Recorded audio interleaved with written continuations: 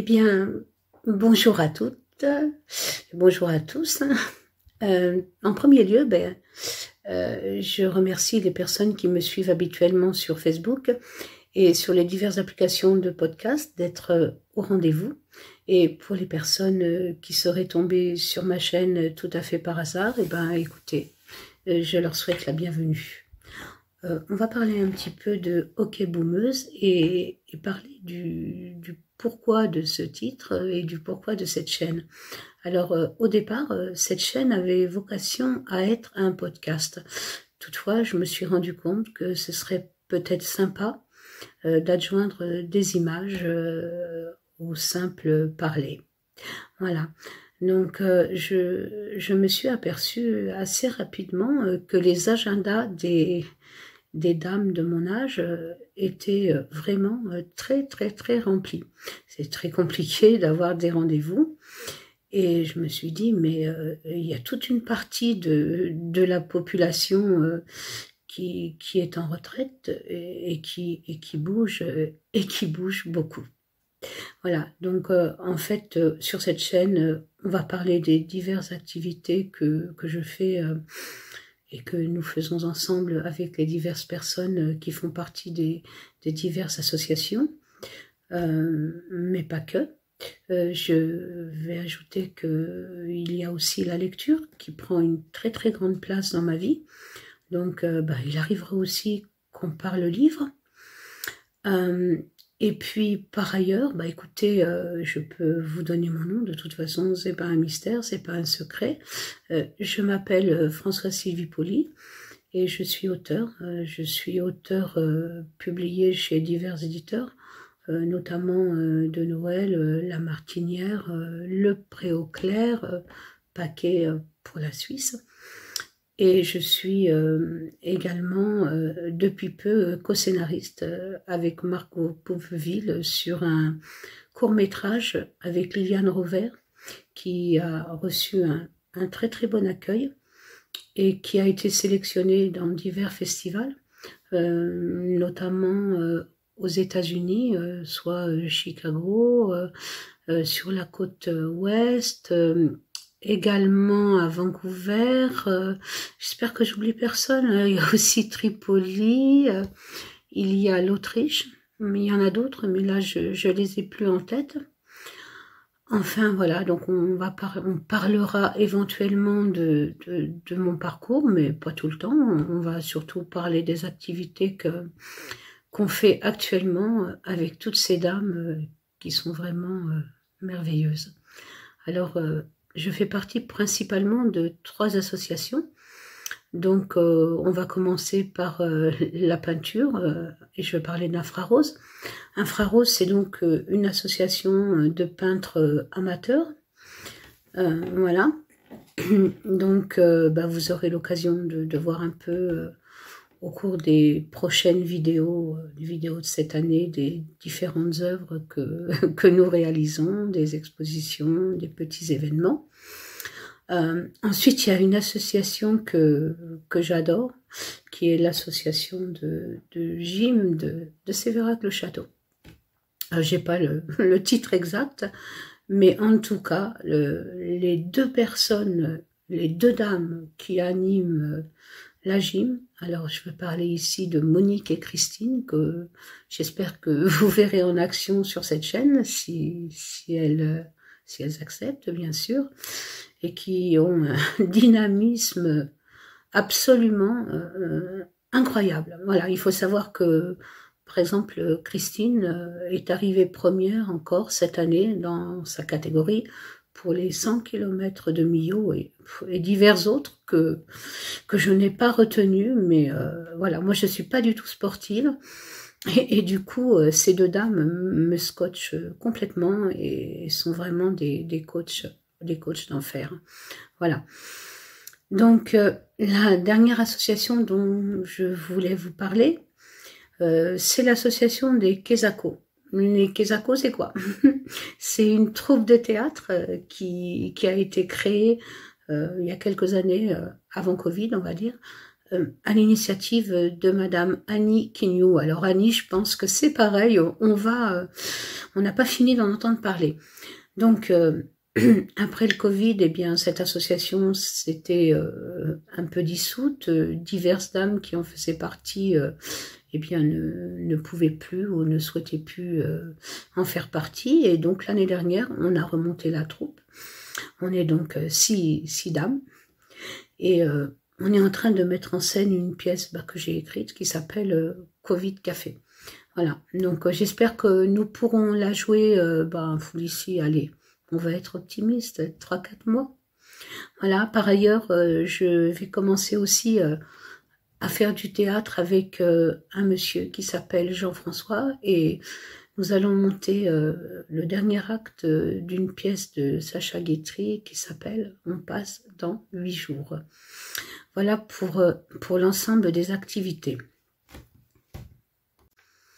Autre chose que vous risquez de voir sur cette chaîne, eh bien, ce sont des hauls de seconde main, parce que ça fait des années, bien avant qu'on en parle, que je fréquentais Emmaüs, la Croix-Rouge, et ça m'a toujours permis de m'habiller comme je voulais, à moindre coût.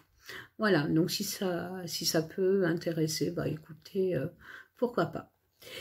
Revenons quelques instants sur la littérature. Alors, rassurez-vous, je vais pas vous saouler là tout de suite avec la dissection d'un ouvrage, mais je voudrais vous parler d'EPP.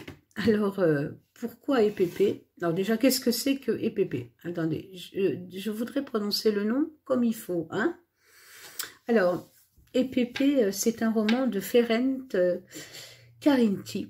Alors, je ne sais pas si ça se prononce comme ça. Toujours est-il que ce monsieur est un auteur hongrois. Alors, je ne pense pas qu'il ait écrit d'autres romans de fiction. Je crois pas. Donc, pourquoi EPP? Parce que l'histoire d'EPP me touche particulièrement et je pense que je ne suis pas la seule dans mon cas. Voilà, donc en fait, EPP, c'est un linguiste qui se rend à un congrès, qui monte dans un avion, et bon, il est un peu fatigué, il fait pas trop attention. Et toujours est-il que lorsqu'il débarque, on le conduit dans un hôtel, dans un pays qu'il ne connaît pas, dont il ne connaît pas la langue. Donc, au début, il s'affole pas trop. On lui a donné une réserve d'argent du pays, donc lui, il pense que tout va s'arranger, que rapidement, on va le retrouver, parce que on l'attend pour ce congrès, donc il est marié, voilà, on va s'occuper de lui, mais en dépit de tout son savoir linguistique, il n'arrive jamais à communiquer, ni à comprendre quoi que ce soit dans cette langue. Donc, vous allez me dire, oui, so what?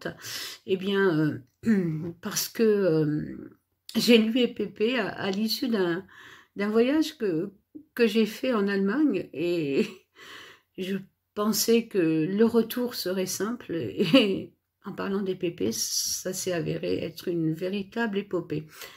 Donc, du coup, là, je suis retournée en Allemagne. Pourquoi l'Allemagne? Vous allez me dire, parce que j'ai ma fille aînée qui habite là-bas. Mais alors, elle habite pas n'importe où en Allemagne.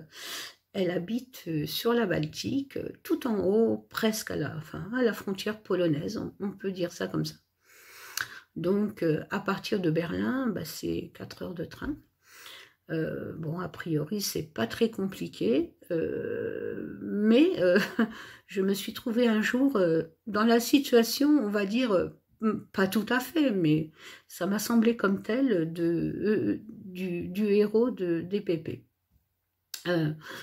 Voilà, donc lorsque je suis revenue chez ma fille après 2 jours d'horreur, oui, 2 jours d'horreur, non 3, à Berlin, je n'arrivais absolument pas à rentrer, c'était catastrophe sur catastrophe. Et quand je suis arrivée chez ma fille, elle m'a dit, écoute, j'ai un bouquin, là, tu devrais le lire. Donc, depuis, là, quand je suis retournée chez ma fille, j'ai relu Épépée, enfin en partie, parce que j'ai pas eu le temps de tout relire. Mais voilà, je pense que ce bouquin s'adresse un peu à toutes les personnes qui voyagent et qui, à un moment donné, se sentent complètement incomprises, n'arrivent pas à trouver une adresse, un taxi, un train, acheter un billet, enfin, des choses qu'on fait ordinairement, très naturellement, et qui ont le sentiment qu'elles n'arriveront jamais à rentrer chez elles.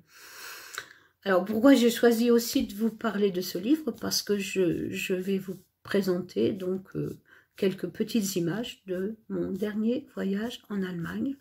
Voilà, pour ne pas tout le temps parler et vous présenter autre chose que mon bureau que vous voyez derrière moi. C'est parti!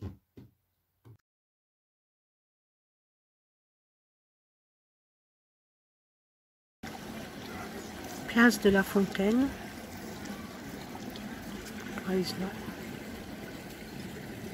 peux pas trop filmer parce que il y a beaucoup de monde.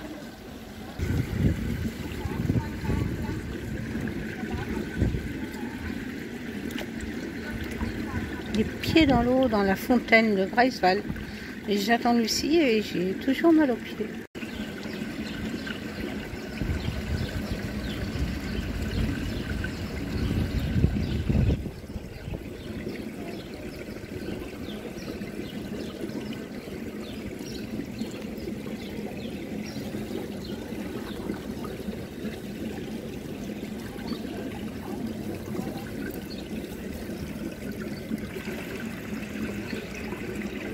Là, on a les bateaux sur cale. Voilà, c'est un petit peu impressionnant. Ils sont très grands. Et ensuite, on arrive à l'endroit où sont garés tous les bateaux. Alors, je ne sais pas s'ils sont simplement en cale sèche ou s'ils attendent des réparations. Voilà, donc maintenant, on aborde le chemin qui est le plus long et le moins intéressant en fait, jusqu'à l'endroit un peu animé, enfin très animé le soir, mais le matin pas trop. Donc voilà, c'est cette longue route que moi j'aime pas beaucoup parce que c'est assez désert. Bon, c'est vrai que le quartier est assez calme, hein. Bon, Greifswald, pardon, c'est une ville essentiellement étudiante. Donc c'est vrai que le soir, il y a beaucoup de jeunes là-bas sur les pelouses, là près de l'endroit animé, l'endroit où on mange des Fischbrötchen. Alors, Fischbrötchen, en fait, c'est des sandwichs de poisson. Donc la première fois que j'ai entendu cette expression, ça m'a fait comme un peu tout drôle. Mais en fait, je m'y suis très vite habituée. Et le Fischbrötchen, c'est juste succulent. Voilà. Bon, il y a quelqu'un qui arrive en face, donc je vais pas tarder à arrêter. Puis je pense que vous avez eu déjà un aperçu de cette longue route qui mène à l'endroit plus animé. C'est génial parce qu'on ne voit pas moi, mais en revanche, vous pouvez voir mon ombre et ma jupe. Voilà.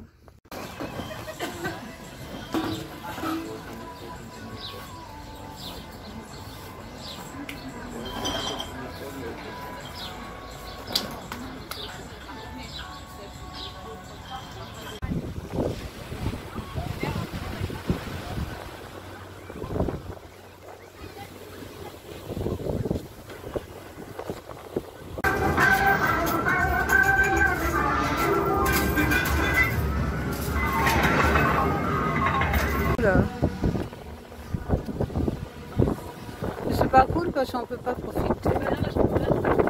Bah oui, moi aussi.